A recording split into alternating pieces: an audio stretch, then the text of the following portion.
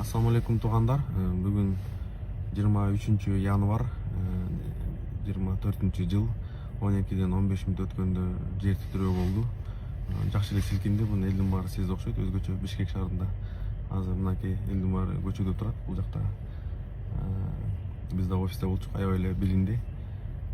Туугандар кырсык өлүм айттырбай келет да.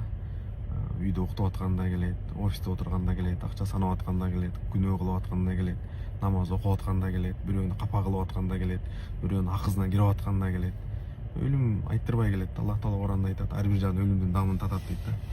Өлө турган маселе, бул чечилген маселе кандай өлөсүң да. Ошон үчүн бул жер титирөө болгондо эле эзибизге келип калбай, ар бир күнүбүздү акыркы күндөй жашаш керекпиз да. Бүгүн эгер ушул жер титирөө басып кала турганда, биз артыбызда эмне калтырдык, алдыбызга эмне жибердик, ошол маселе да.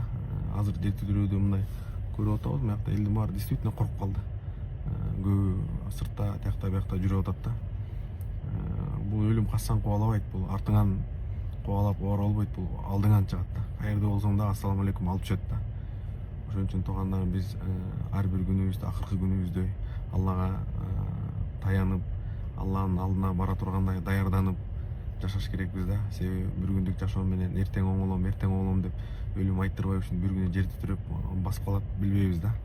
Албетте Аллах Таала кырсыктан, балейден сактасын, жаман өлүмдөн, жаман кырсыктан, жер титирөөдөн сактасын. Бирок ушул жер титирөө ар биринин өзүнүн мындай жашоодо чувствосуна, жашоодо узун ой болгон үмүттөрүн сындырат да, чувствосуна келтирет да. Ошон үчүн туугандар, ар бир күнүбүздү акыркы күндөй бирөөлөрдү капа кылбай, бирөөнүн акысына кирбей, жакшы Аллага чырайлуу ибадат кылып жашайлык. Себеби өмүр кыска да.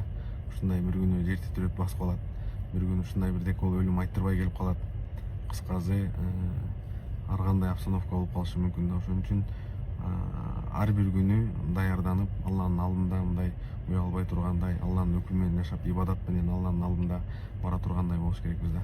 Ассаламу алейкум рахматуллахи ва баракатух.